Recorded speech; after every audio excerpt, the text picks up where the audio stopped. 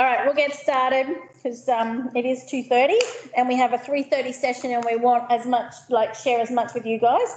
For those of you, if you want to stick around for the community session, it is very similar. So you'll see a lot of the same stuff, just slightly different focus. So certainly for this council session, we want to show you guys how else you can be using this tool. You're actually one of the councils who use it very well, but how else you could be using that tool, maybe even in your social media and other things. And then with the community, we don't go into that as much. We more talk about how to use it for grants, which of course you already do very well with. So with that in mind, I think I'm Trudy from RDA.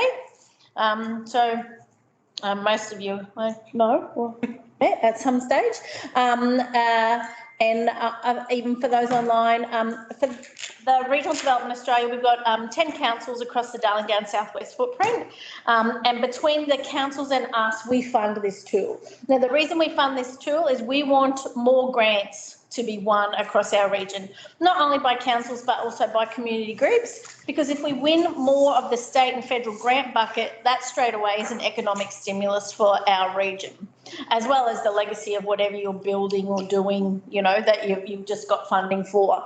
So it's really crucial for us that we have really good access and our councils have really good access to data to make better council decisions for a start, but also to inform your ratepayers and then also to put in better submissions and grants. So this is the main tool that we use. Kat is our representative from ID Profile, and we're very blessed to get Kat because she's very giving to our region, including letting me have her for 4 days with 6 o'clock starts and 7 or 8 o'clock finishes. I think we're doing 2,100 kilometres, 10 presentations across 8 council areas. So she sillily says, Trudy, you've got me for 4 days. I don't care what we do. You just take me wherever. So we've had some crazy starts, late finishes. I think this is presentation number 6. So we're very lucky that she does this for us. Keep in mind, one of the things I say to people, if you haven't used the tool before, go use it between now, following this session. You can't break it. So just go in there, do lots of searching, and then if there's stuff you can't find, come back to us. And if there's a whole heap more that you're like, okay, well, we've had a little play in there, but we want these questions answered, we can easily set up another Zoom session with Kat. We do have, sorry to interrupt, we do have a council login.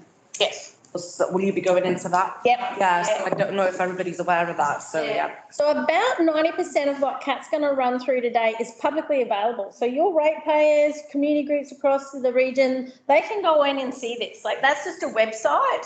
If you Google Economy ID Darling Downs or Profile ID Darling Downs, you can find that.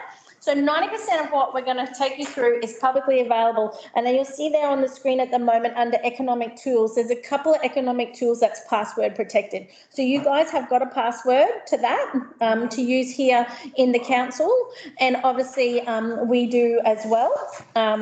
So we have a no wrong door opens. So any community group that actually needs some data or the economic impact tools, if they come direct to the council, great. If they come to us, great. We don't care as long as they actually get the right report and the right information. So that's the main thing. So yeah, we are going to run you through that those tools briefly at the end. All right, I'm going to hand over to Kat so we get as much time with her as possible. Yep. And she's going to run through. Who actually has you use it lots? Yeah. Who else has actually been in and had a little play and looked at the numbers? Okay. But it's been ages. Yeah. Okay. Good. So we've got a little bit. Of those that have used it a lot and a little bit of those that haven't touched it at all. So we'll run through a bit of both, okay? Yeah. All right. Good. Yeah, let you go. Okay, so Darling Downs RDA subscribes to 2 parts of our tools. Okay, so they have the red tool, which is the community profile, and the green tool, which is the economic profile. The community profile I'm going to go through first. And it tells me all of the information about your region, so all about your community that lives here. So are they ageing? What sort of languages do they talk in the community? So all of that information that you need in order to back up your grant applications, is part of that is going to be found in that red tool. So the census that we did not long ago is what feeds majority of the data in this tool. Okay, and so whilst the data at the moment that is in there, we look at and say, oh, well, it's redundant, it doesn't reflect what our community looks like at this point in time. In actual fact, that is what the grant funding bodies will be using when they're assessing your applications to marry up whether or not you're, reflecting what's going on in your community. Okay, so the first place I'm going to go to here is right down the bottom of the page. And that's because this provides me with a menu of items that I can go to quite quickly if I'm looking for things around qualifications, because I'm looking at a skills and training grant, or if I want to look at an English speaking grant and I want to look at birthplace and proficiency in English, things like that. So you're able to come straight down here to these menu of items and go straight into those particular data sets. The next place I'm going to take you is this population highlights page. And I really like this page simply because if I haven't been to a destination before, now I grew up in Toowoomba, so I kind of know this area very well, the Darling Downs and the Southwest, spent lots of time here. So I'm quite familiar with the area, but if I'm travelling to South Australia or Western Australia or a place like that, I will go straight to the population highlights page to start to get an idea of what that population might look like. Are they ageing compared to the rest of Western Australia? Do they have lots of lone persons in their community? Is it a retirement destination? Is it a tourist destination? All of those sorts of things. And when I come on here, you can actually click down and drill right down into your local government area, Balonne, or you can even drill down and Trudy quite rightly reminded me today, we've got the Southwest Red region on there as well, of which you guys are a part of. So you can drill down into each of those areas. So we'll come on to Balonne Shire. And we can Sam, we probably need to make a note and just change the name of that one. Yeah, it's now called Bollinger. And so we've got 4,321 in the population, declined by 40 from the previous year. And we can see how there's been that slight decline up here from probably about 2012, 2013. When we move down here, we get all these little tiles of information. So our median age 40, which grew by 4 in between the last census periods, because you can see that little green arrow there, and that's compared to RDA Darling Downs and Queensland at 37, much higher percentage of Aboriginal and Torres Strait Islander population. So you can see how straight away you can get a bit of an idea of what's happening in this community. You can also use some of these tiles as part of your applications for grants to be able to show your comparison to other areas. Lone person households, a bit higher than Queensland, but less than RDA DDSW. Median weekly income, a little bit less than Queensland and regional Queensland, and so on and so forth. So you can go down and actually have a really good look at different things that are happening in your community. And you can also export that particular page into a PDF document and print it off. So say, for example, if you've got councillors, that might be something that you provide them after the next census to be able to say this is the update of information now after we've gone through the previous census. So the next place I would encourage you to go, and after the next census, when we start getting the information, which will be in about July of next year, is when that will start to kick off. Between July and December of next year, we will be looking at receiving the full data sets and updating all of our profiles. That will be when we come out and talk to you guys about and provide presentations around what has changed in your community and what this might mean moving forward for things like your corporate and strategic planning, your economic development planning and that sort of thing, because it will shift. Your community is changing all the time. So it's really important milestone for you guys to really look at what's happening in your data. So the first thing is, once again, you can export this entire page. So if you need to attach this to a document or a council report, you can do that. It comes from, the question is derived from the census question, what is the person's date of birth or age, referring to the total population? And when we come down here, we always get these data tables. You get your area. So once again, we can drill down into whatever area you're looking at. So if you're representing the Southwest Red region, you would be drilling down into the Southwest Red region. if you are going for a grant with the state or federal government, you need to change your benchmark area to Queensland or Australia. Okay, so if it's with the state government, you'll be comparing your shire with Queensland. Okay, so we've got our data tables which we can export, and then we can also export these individual charts. Now, when you look here, this tells a really good story about what is happening in your community. This is your dominant age structures. So straight away, we can see there's some dominance in your younger people in the community compared to Queensland. We can also sort of see in this 45 to 69 year age group, we start to see a little bit of dominance as well, and certainly slightly higher than the Queensland average. And as we get older, ageing in place becomes less and less. Then what we want to look at is our change in our age structure over those 5 years between census. And that's a really important time period to look at. And this is what we're going to be talking about coming out of the next census, is how have you changed since 2016? And we can see, despite our dominant characteristics being down here, so council certainly needs to think about what infrastructure they provide and what projects they provide for your younger people in the community. But you also need to start thinking about what's happening out this end and how we look at ageing in place and certain things around, you know, safety and security and lone person households and what things might look like being an elderly person in this shire as well. Okay, that comes down to your healthcare and things like that. Also, this is a concern because these guys leaving mean these guys leave. Okay, this is your working population, so that comes around your jobs in your community as well, the jobs that you're creating in the industries that you're supporting. Dominant groups and emerging groups, you will always get this analysis down the bottom. So this is just a written way of explaining what is happening above. So you can copy and paste this information and put it straight into your grant application as well. Okay. So that's your 5 year age groups, guys. So I've gone to how old are we, and I'm looking at my 5 year age groups. We can look at things like who are we can look at our qualifications, we can look at what we do, how we live. I'm going to go into household summaries because I do like to, this is certainly going to be something we will be looking at the next census. What is the person's relationship to each other person in the household? So this is looking at how your households are structured. So couples with children, couples without children, lone person households. And this helps your strategic planners to be able to think about, well, what sort of developments do we need to have in our community? And let's move down to our charts so we can have a good look. And we can see predominantly couples without children, only slightly though, ahead of couples with children. We're behind the Queensland average there. Okay, and then we've got these lone person households down here. What we want to look at then is how we've changed over time. So we're losing these guys, couples with children. So thinking about what the makeup is of the housing stock that we have in place at the moment. And then we've just gained in terms of our lone person households, which is something that's happening across the board. We're starting to see this growth in lone person households. And certainly it's something to think about because lone person household doesn't necessarily mean, you know, a widowed parent or, you know, that's the way I sort of used to look at it. It's all about ageing.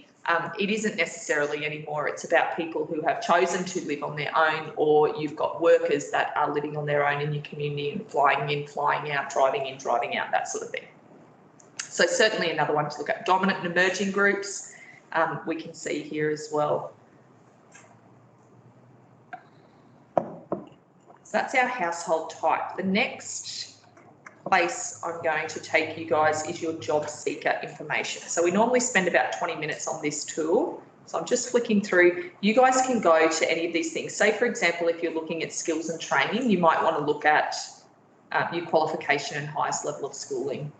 Okay, so there's some different things you can see in there depending on what grant you're going for. And it's always about, if you ever need support with your grants around Kat or Trudy, what is the best data to use to support this grant? You can contact us about that as well. So say, for example, you know, we'll get a phone call about, look, what's the best data sets around Indigenous data to be able to showcase how our community differs around, you know, our Indigenous profile so that we can access Indigenous funding as well. And we can start to have a think about what that might look like for you guys. Okay, so this is your job seeker information. So job seeker is the old unemployment benefit.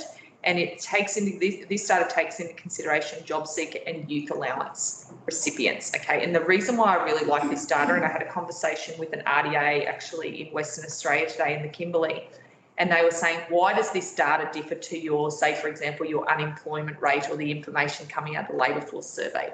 The reason why it differs is because the labour force survey is a sample survey. So for small communities like you guys, it's almost impossible to use. So it's almost not reflective sometimes of what's actually happening on the ground.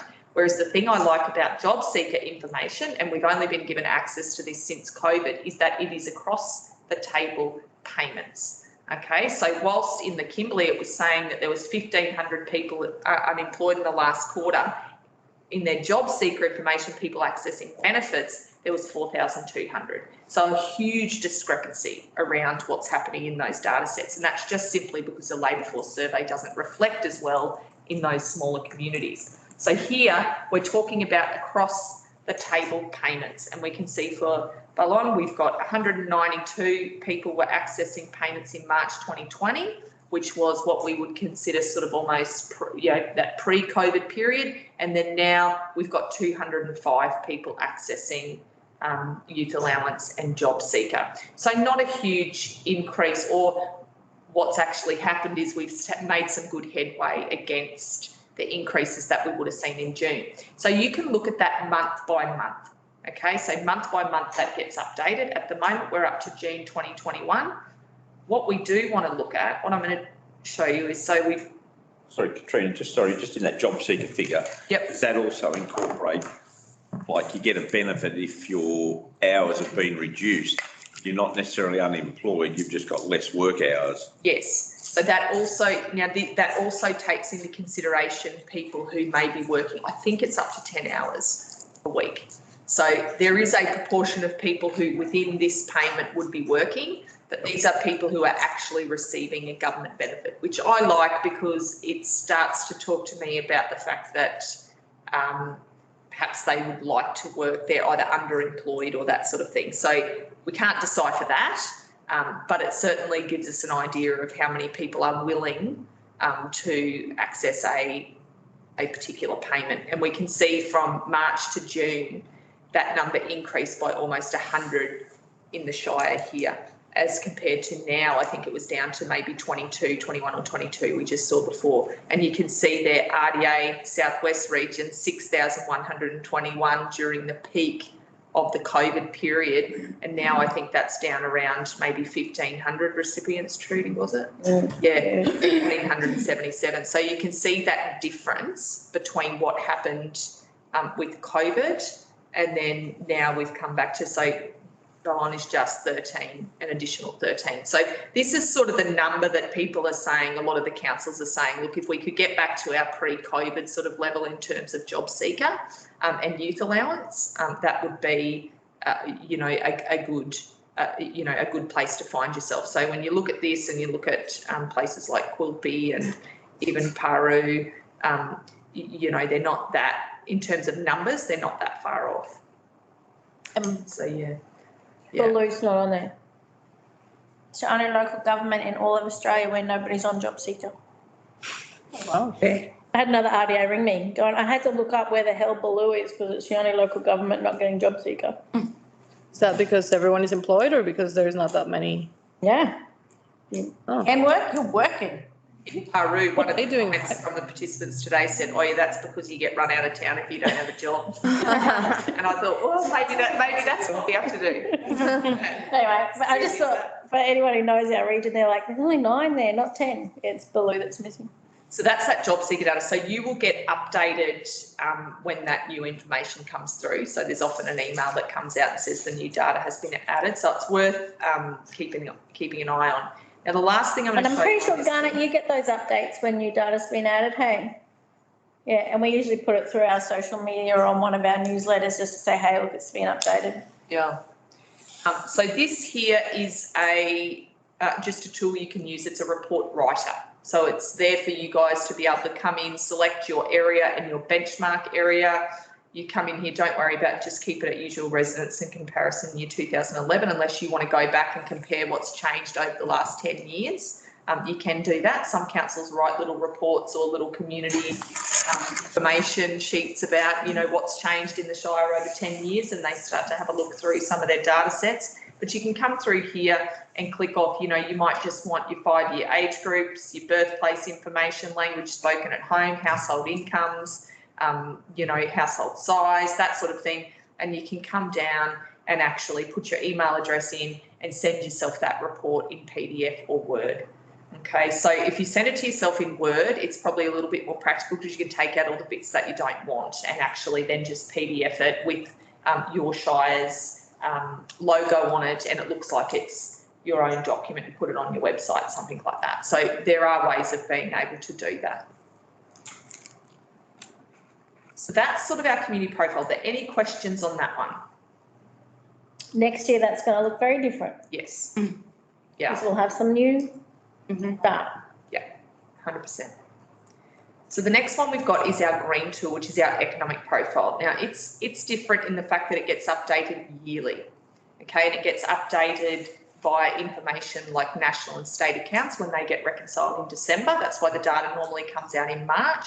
We also have things like tax information that comes through these data sets. We've also got labour force survey, household expenditure survey. So there's a whole range of data sets that come together to build these models for local government areas. And the reason why that's so important, and I'll talk about it a little bit more when we talk about the economic impact model, is the reason why that's important is because it distinguishes your economic characteristics and the way you guys function to every other local government area in Australia, which is really, really important because you guys are unique in the way that people work, unique in what wages you get and things like that. So a construction worker, the way I look at this is that a construction worker in Balonne Shire is very different to a construction worker in Townsville or Cairns or Brisbane. So it's important that you get that local government nuance in the tool. So this is for RDA Darling Downs. Once again, we come down and we can see we've got all of our indicators down below. Now there's over 1,100 pieces of data in this particular tool. So when you're thinking about your industries and stuff like that, once again, it's about thinking about what is the information that I need? What is the story I'm trying to tell? Am I trying to say that we think agriculture has declined every time there's a drought, or we think that there's more people working in agriculture now than there was 10 years ago? That sort of thing. That's where you start to build your story, and we can help you with that. So the first thing I'm going to do is go to my economic indicators. So in March every year, we tend to flick out an email to everyone and say, look, here's an opportunity. We can come out and present your new data to your council to see how your economy has been performing over the previous year. And we can see here, since about 2011, we've had this steady decline in the Shire's economy, and we can see how we're growing apart from Queensland. Okay, so this is some of the information that you use in your grant applications when you start to say, well, actually, we need some more strength in our economy because our economy's been in decline since 2011. Okay, and we can see how it's bounced around as well. So this is about how you've grown each year compared to the previous year. And this gives you your actual numbers. So when we look at this, we say we've had 3 years of negative growth. Okay, so this is where you start to build that support for your applications and making sure you're getting these numbers in. And if we look, we've had 1 year of positive growth almost in the last 2 years of positive growth in the last 10 years. The only year it rained in the last 10 years. Yeah, Peru said the same thing. So certainly, you know, there's part of your story there just in when we talk about statistics straight away. That's your advocacy document when you're going to see government or things like that to say, this is why we need additional support. We were drought declared in 2012, and you can just see that continual decline. And even though it rained in 2020, most of that figure will not be picked up until the 2020 That's right, exactly. financial year. So that's one of the things is this data takes you out to June 2020. Yeah. Okay, so you're not getting that back end of the year where ag has performed a lot better. Yeah, that's right. It'll be picked up in the following year's data. So there's the lag in the data, but there's also the lag in the flow-on effect from water to ag production. Yes. It's a bit of both, isn't it? Yeah. Yep. So that's the first thing we look at is gross product. The next thing I want to look at is my jobs. Okay, and we come down here and we can, same sort of scenario, we can see a slight fall in our jobs really from up here in 2009. We can sort of see how that's fallen away. Let's have a look down below, compare that to Queensland. We almost have a lag as we follow the way the Queensland economy moves. And then we've got our numbers down below. So over the last 10 years, we've had one positive year of growth. And guys, to get more timely information on that, now this hasn't been updated for September as yet, we're still looking at June 2020, but this will be the place where you need to go is these quarterly economic indicators. Okay, March to June is our COVID quarter. That's our impacts from COVID. And when we come down here, this is our GRP. We start to see this has been the impacts. So when you start to talk about drought and things like that, this is where you'll get some of your material. And you can see in that COVID quarter was a $6 million loss. It was the quarter before that actually really stung you guys in the last 3 years. So you can look at those quarterly indicators. You could look at them for local jobs as well. Let's come down here and see, have a look at that COVID quarter, 85 jobs lost in the Shire in that quarter. So we're sweating on that September data because there's lots of councils that, particularly in Queensland, had a really nice rebound during that period and have so up to the end of 2020, particularly with migration. So that's your quarterly economic indicators. I'm going to go straight back up here because I want to have a look at your building approvals. Building approvals tend to give us a bit of an idea of what things might look like moving forward.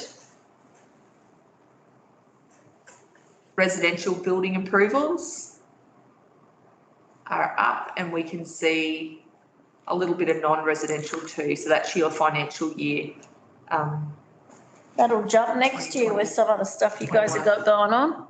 Oh, that would have been approved in the last financial year, Trudy, because, Got to be in there. yeah, I'm pretty sure it would have been. Yeah, so it's not looking too bad. Actually, the last 2 years are looking okay.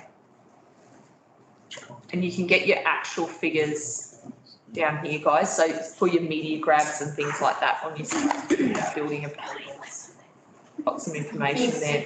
And you can change that current area. So if you want to look at the Southwest Red region, which would have an impact for you guys, you can start to see how that's performed as well.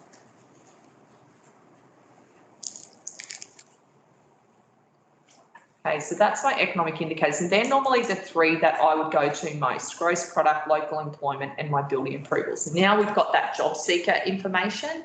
I don't tend to hang about unemployment data as much, simply because of that, the effects of that data. The next one I look at is my economic value and my value add.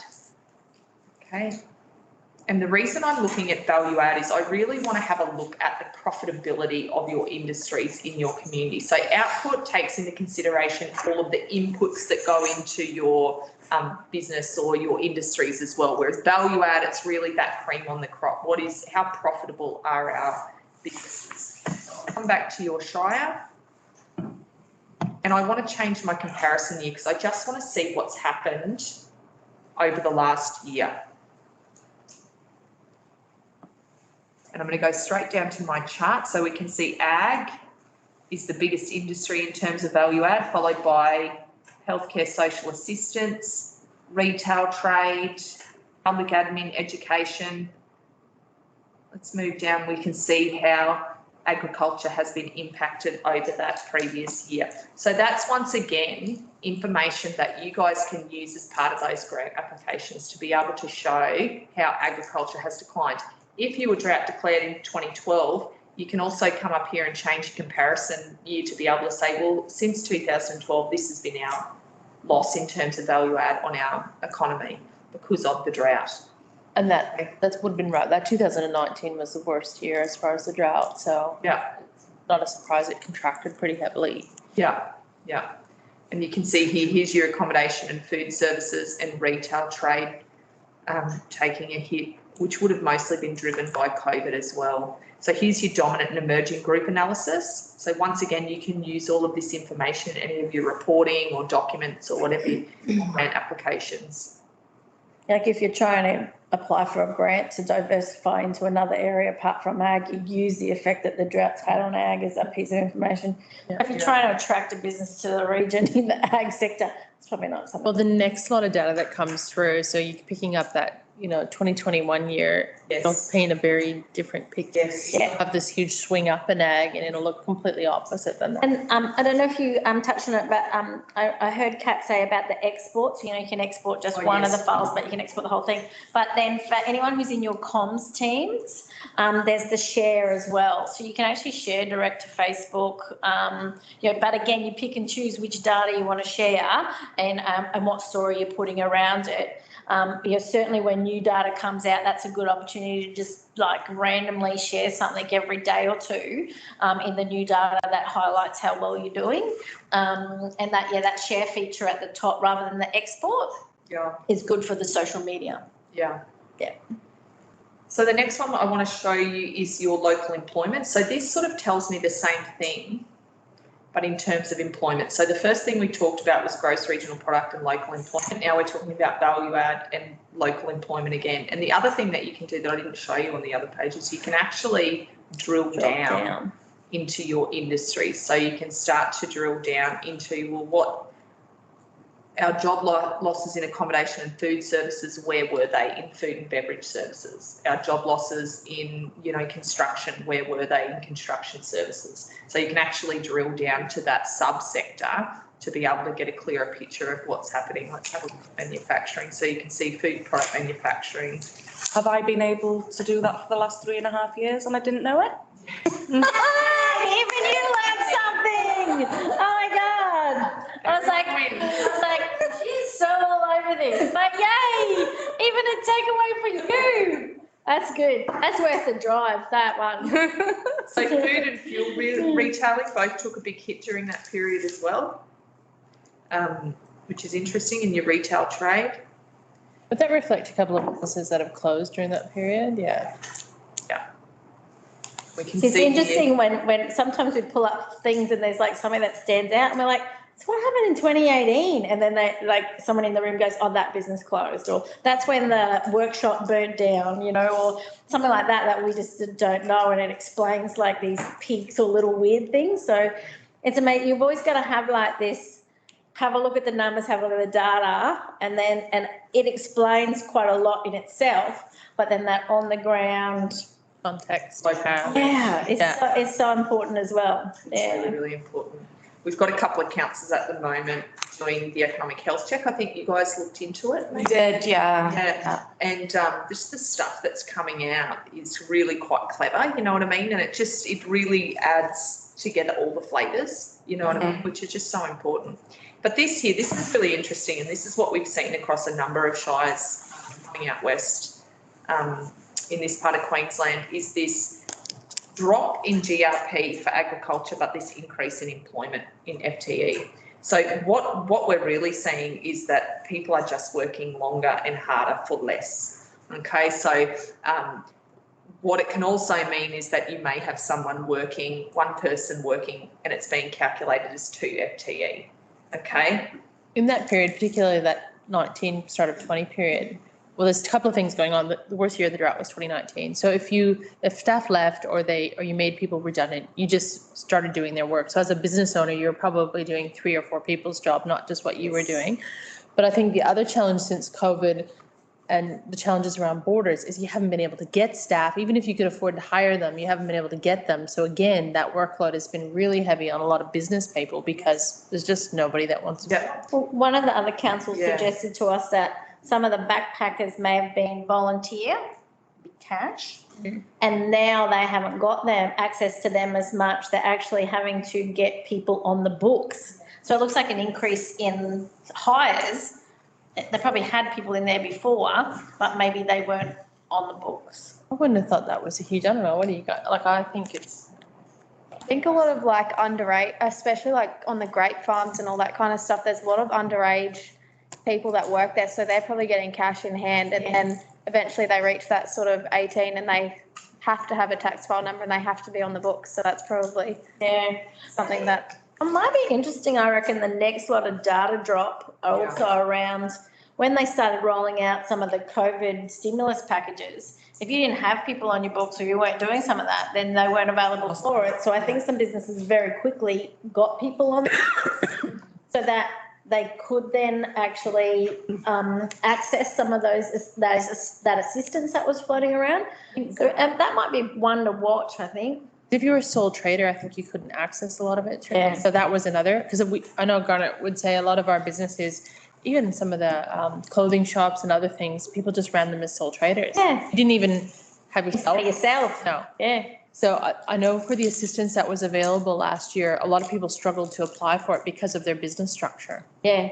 So I wonder how many people who then went, okay, I just need to change my business's structure for if this happens again, which, you know, we've had up and down subsequent, you know, lockdowns and stuff. Whether or not that is going to be reflective in the next round of data that comes through. Be interesting to see what the next year looks. Yeah. Yeah, absolutely. We're all just waiting. COVID's kind of like, it's going to be like this Drives us crazy. whacked out kind of numbers for a bit. About all our own little weird that's the worry with the That's my census. technical term, yeah, That's whacked the worry out. with the census is there's been so much, you know, behavioural change. I think there was such a missed opportunity with the census. Like sometimes they ask extra questions and this time around, the Barely asked any. Yeah. questions were rubbish. Like I think you really could have drilled down into how is people mental health traveling, you know, what are people thinking about the future? They just really missed a lot of opportunity. ABS is just so understaffed and yeah. They're I've got supposedly going to go questions. through, you know, how they ask you for an explanation as to what you do in your job? It's because you used to just pick a job that sounded close to your That job, worries me. but maybe it wasn't reflective of what you actually really did. And supposedly they're going to go through all that and then try and match up the actual proper job you should be under, which is going to change. Like if you've always ticked that I do admin, but then your explanation is, well, you're not actually admin, you're event Marketing management or or, yeah. something. That's going to be like, Problem. again, whacked out data. Yeah. The next thing I'm going to go to is this industry focus, and this just helps us to drill down into one specific industry. So if you've got someone coming to you guys talking about food product manufacturing in your shire or even agriculture, things like that, you can come down here and you can actually drill down into that subsector and get all of the characteristics of that particular subsector. So you can see your employment total, your FTE total, FTE to total employment ratio, output, value add, right down to local sales and worker productivity. And you can compare that to Queensland, okay? You can also here get your economic output by destination. So you can see majority of your agricultural exports are domestic. You've got some local sales up here, and here's a little bit of international export as well. So it just gives you a good overview of that particular sector. And then if you come over to your time series industry sector analysis, so you've got industry sector analysis just thinking about, well, what is my industry made up of? What are the components of it? How does it contribute? And then you've also got this ability to look at time series information on your industries. So we can see here, here's our time series on employment in agriculture in your shire. Okay, so you can see how that has changed over time, and you can also do the same for exports, for worker productivity, for output. So we'll have a look at output, our total sales. And you can see that change over time, particularly, 2012 was a really telling year, and you can see how that's changed over time. Okay, so there's a chart straight away there that you know, if you want to look at your agricultural sector and talking about what's actually happening over time, comparing it to Queensland, comparing it as a percentage of Queensland. So previously your percentage was up around 6.8%. When we come down here, it's 1.4. That should actually say belong. Don't know why it's done that. Yeah, so really interesting, guys. You can, when you start to drill down here, we can also look at your exports. Let's just have a look at that and see how that's changed over time.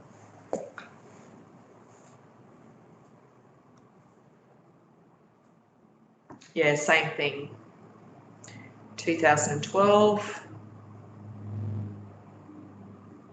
down to 2020. So yeah, so you can do that. Another one that we look at, we tend to find that councils like to look at is their healthcare.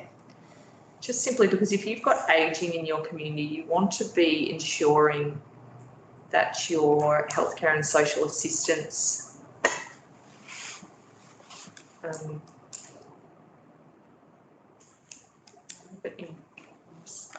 employment totals.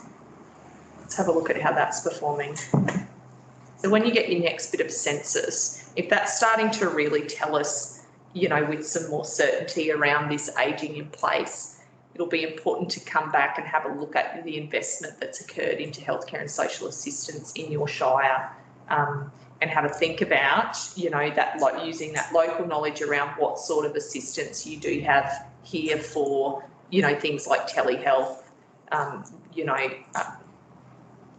travelling healthcare professionals, all of that sort of thing that support regions. And as a percentage of Queensland as well. Okay, that's interesting. All right, the next thing I'm going to look at is our economic impact model. So at the moment, Garnet and Steph got the passwords to that, I think. Yeah, both nodding, so that's good. Yeah. So anything that you see here today, and you're like, oh, on that report, and you can't get a hold of these guys for some reason, Tim and I can do them for you, no problems. Or you can get in touch with Kat. So just, you know, there's always somebody around that can do them. And then in our community sessions, we let everybody know about these as well. And we do say, look, you may already go to your council, you may come to us. We actually don't care. There's no wrong open door. Just open the door and get the right report so you get the grant. So I know some come direct to you guys and some come to us. So it certainly is a report that we like to make sure that we let everybody know that they've got access to. The other thing just quickly is you get a report writing function for this as well. So you get your economic overview. So if I come in here, I can select your shire and then I can come down here and get all gross product, local employment, unemployment, building approvals, your workforce summary, what your workforce looks like, male, female, age groups, all of that sort of thing. If you want to make an argument of we've got an ageing workforce, whatever it might be, you can come in here and get all those stats again and actually just email yourself those in PDF or Word.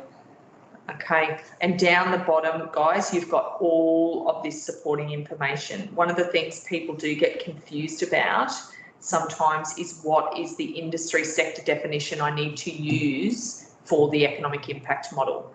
Say, for example, if you've got a solar farm, where does that fit in the economic impact model as well? So it's just thinking about that. So you've got your industry sector definitions, which if I click on here, just talks to me about what goes under what category.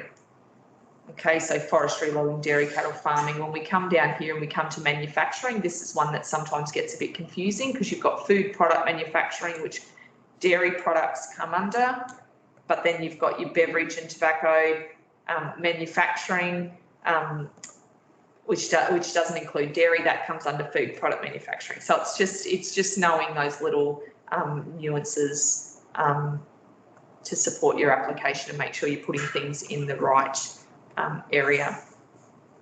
So here I'm coming to my, let's go back and go to our economic impact calculator. And this is really, really simple to use. It's just more the interpretation where people get stuck. Okay, so when we come down here, we can see current area, Balonne Shire, select industry. If we are looking at a project, and I just had one this morning about Cambodia, the water sewage plant at Cambodia.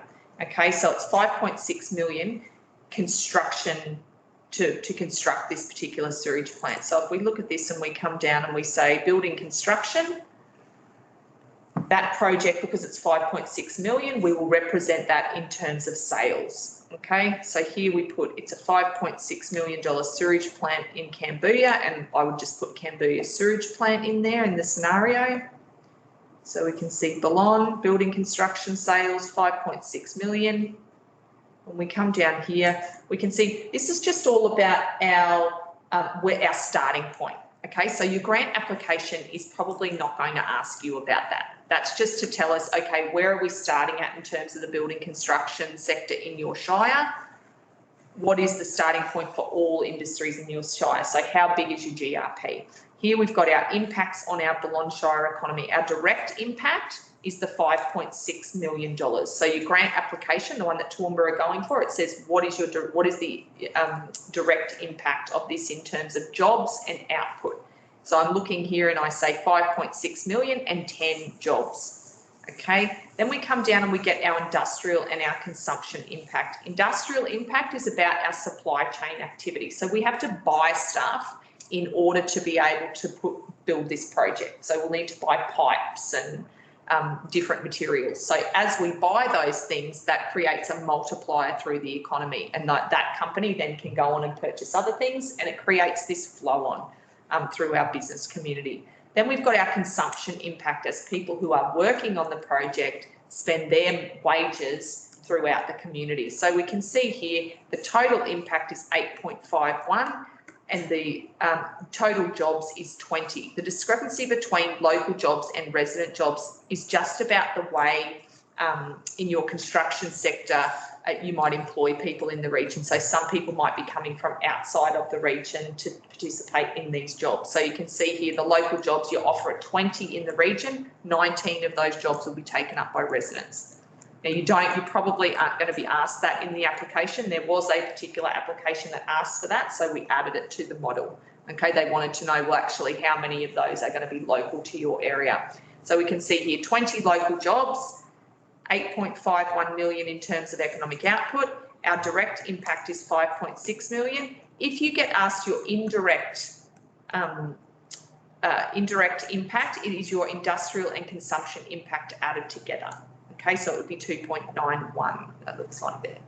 Okay, so that's how you would write your application for the impact on your shire. Then you've got this type 1 and type 2 multiplier. There was a grant that asked for what is the multiplier that you were using. The reason they were doing that is because they wanted to see whether or not you were using a state or a national multiplier. This is a local government multiplier built for you guys to represent your shire.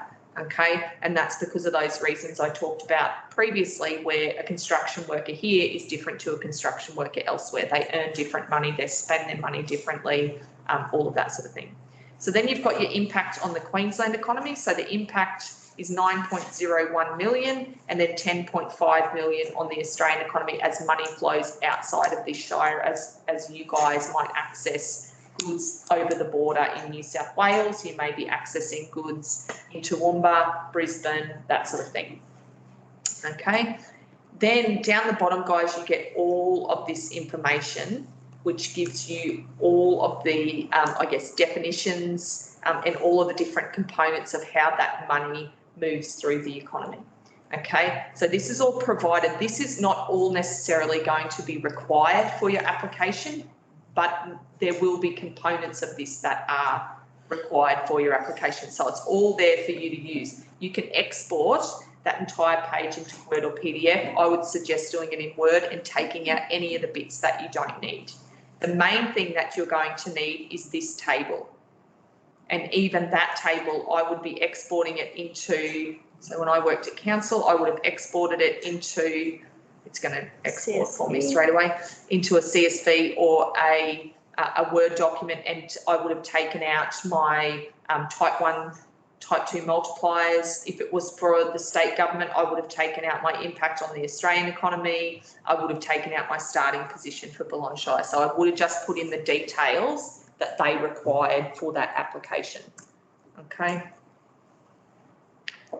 So then what will happen is after this sewage treatment plant is constructed, there will be an operational phase. Okay, so there will be the ongoing phase of development of this sewage plant. So here we'll come in here and we find our, here we go, waste collection, treatment and disposal. So we'll come in here and find our area, and we know that they are going to employ 6 people And this is 6 new jobs, so I need to change this to jobs. So we've done our construction phase, which they will ask separate questions for that. Then they will say the ongoing operational phase of this particular investment, what does that look like? So I've got 6 jobs, waste collection, submit through the model. And once again, this runs the numbers through that waste collection, treatment and disposal services area. Now here you can see there's lots of zeros. The reason for that is because there's not enough data for you guys to be able to run the model through that sector. What that means you need to do is you can change your overlay area to the Southwest Red region. Okay, so once you change it to the Southwest Red region, we should get more data coming through. Let's see.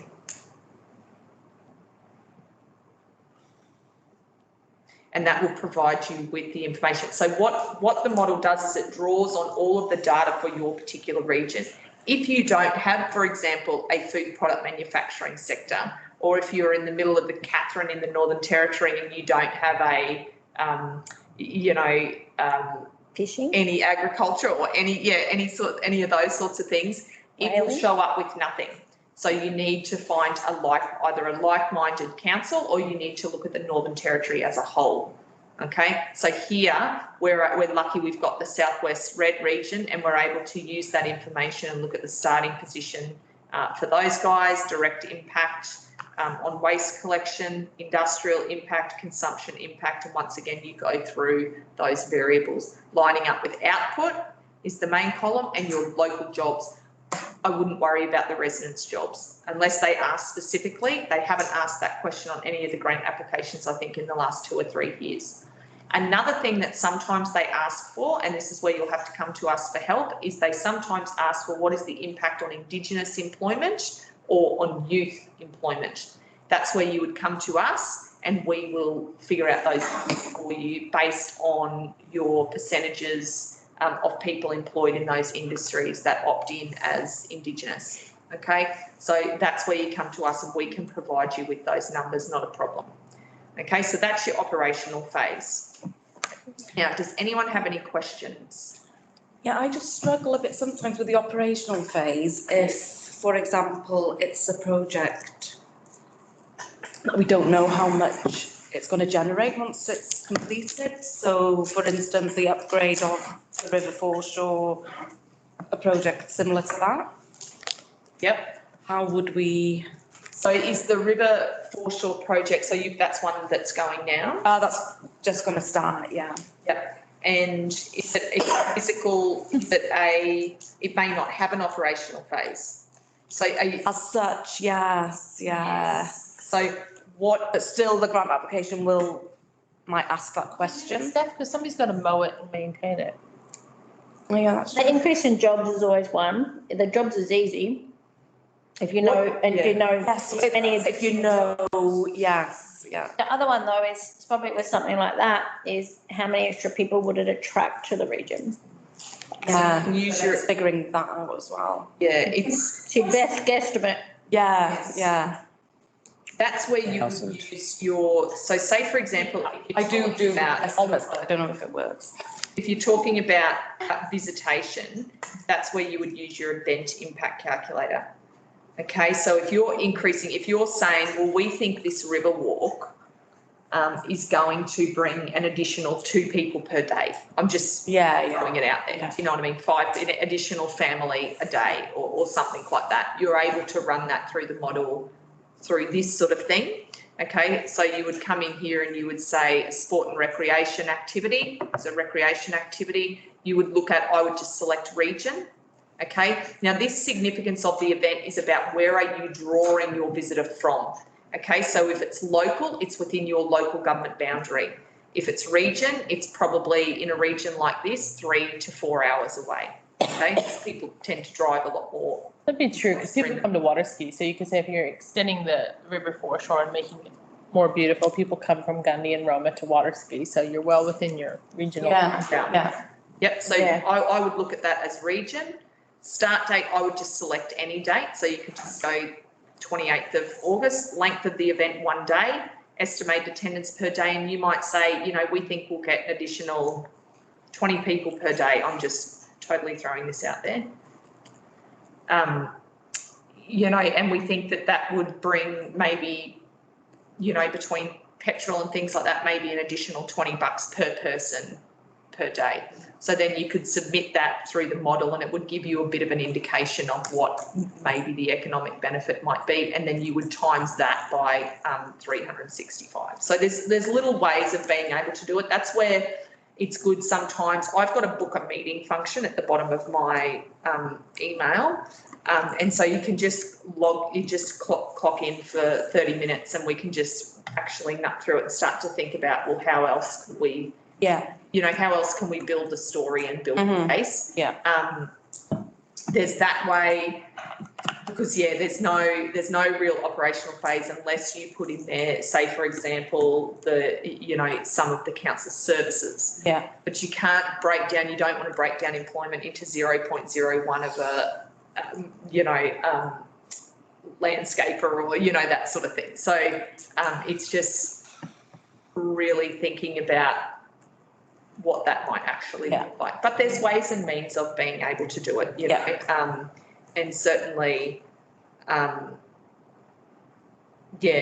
we could have a yarn about that. Thank you. No worries. So any other questions, guys? Pretty good. But we're always here. I think that's I do utilise you. And Keenan. I know. Keenan. Keenan, that's it. And there was another guy, I can't remember his name, Rob? Rob. That when you were Rob's very good. Yeah. You can get Rob, he's the smartest one. Yeah. I lovingly call them the Melbourne nerds. Yes. And then there they go, Cat Queensland. Cat's our fun Queenslander. Yeah.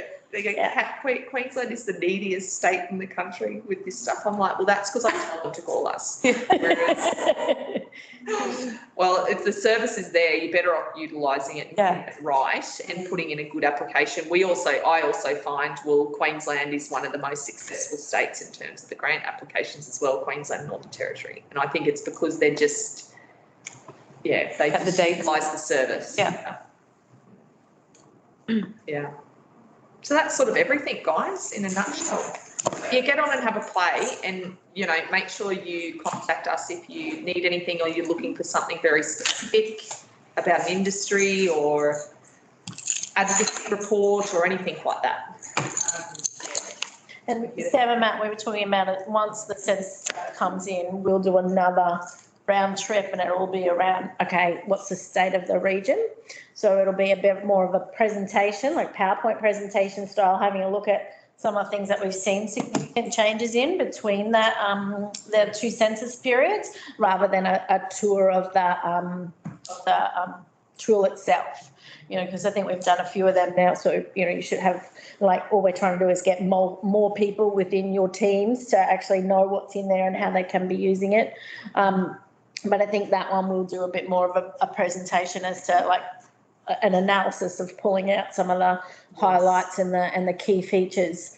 So that'll be an important one, and we'll do that as next year's road trip, I think. With the census now being electronic, will that data come out any quicker? Like, that's one of the worst things with census. It's almost a year lag time to get a lot of the data. It is. And it's frustrating. It's so frustrating for us because as soon as the data comes out, then we basically need to ensure that there's no issues with the data. So I can already see that there may be some issues with the employment data. I'm guessing. We actually haven't even talked about it really as a team, but one of the, you know, like Trudy said, one of the questions was basically you had to say what you did in your job role. Well, most of the time you just ticked on a construction worker, on the labourer, you know what I mean? So you just went straight into that ANZIC code, you know what I mean? Yeah. Whereas this time I'm worried, where are they going to put people, you know what I mean? Particularly people in things like professional services who, you know, could an accountant, but most of your stuff is dealing with people. That's right. So the last census, there was some problems because they split off a different category. And so we had to go back and we had to purchase back off them data so that aligned up, the 2016 data lined up with the 2011 because the whole point of the census is to compare over time, you know. So if you're not consistently doing the same kind of thing, it can really skew the results and throw out, you know, some really crazy changes. So we just want to make sure. So once we get the data, we will go through it. The first lots of data will be the easy stuff, like just population counts and how people live and how many people live in that household and things like that. And that's pretty straightforward. You know, it's when the employment stuff comes out that it starts to get a bit tricky. Yeah. I'd be hoping by July, you know. You'd hope they get faster. I mean, this whole reason of going electronic with the census is Just go Survey Monkey, bang, you know, send it to yourself in Excel. So I'm kind of like,